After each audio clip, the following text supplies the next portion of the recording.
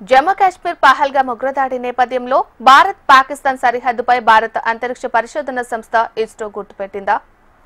కయ్యానికి కాలు దువ్వనున్న పాకిస్తాన్లో పరిస్థితులను ఎప్పటికప్పుడు అంచనా వేసేందుకు ఉపగ్రహాల ద్వారా సమాచారాన్ని సేకరిస్తుందా? ఇందుకోసం ఉపగ్రహాల ద్వారా నిఘా పెంచాలని భారత ప్రభుత్వం నిర్ణయించిందా? ఇస్రో రాకెట్ ప్రయోగ కేంద్రంగా ఉన్న శ్రీహరికోటలో తాజా పరిస్థితులను పరిశీలిస్తే ఈ సందేహాలకు సమాధానం దొరుకుతోంది. పగలు రాత్రి తేడా లేకుండా 24 గంటలు నిఘా పెట్టే ఓ గూఢచారి ఉపగ్రహాన్ని ఉపయోగించేందుకు ఇస్రో సిద్ధమవుతోంది. దీనికోసం జూన్లో అత్యాధునిక EOS-09 ఉపగ్రహాన్ని రోదసిలోకి పంపేందుకు సన్నాహాలు చేస్తుంది ఇస్రో. భారత్ పాక్ సరిహద్దుల్లో యుద్ధ మేఘాలు కమ్ముకుంటున్న వేళ శత్రు దేశం కదలికలను ఎప్పటికప్పుడు గుర్తించేందుకు పరిశోధన సంస్థ ఇస్రో సర్వం సిద్ధమవుతుందన్న ఆరోపణలు ఉన్నాయి. ఇందుకోసం తిరుపతి జిల్లా శ్రీహరికోట నుంచి PSLV-C61 రాకెట్ ద్వారా ఈ ఉపగ్రహాన్ని కక్షలోకి పంపే ఏర్పాట్లు చకాచకాగా చేస్తోంది.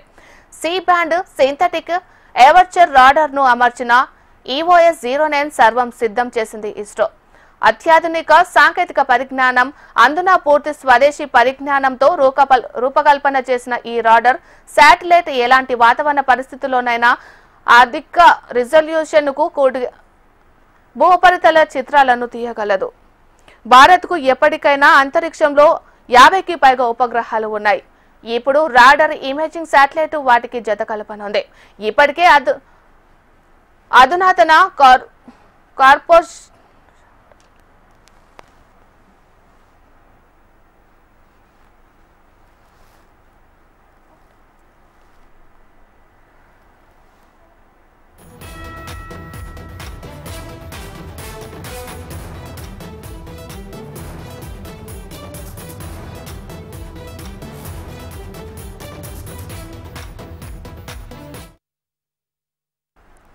తాజాగా PSLV-C61 రాకెట్ ద్వారా ప్రయోగించబోయే హై ఎండ్ EOS-09 నుంచి శత్రువులు రాత్రి వేళల్లో కూడా తప్పించుకోలేరు. ఈ రాడార్ శాటిలైట్ 24/7 ఎలాంటి వాతావరణంలోనైనా ఎలాంటి పరిస్థితుల్లోనైనా శత్రు సైనికుల కదలికలను ఇట్టే పట్టేస్తుంది.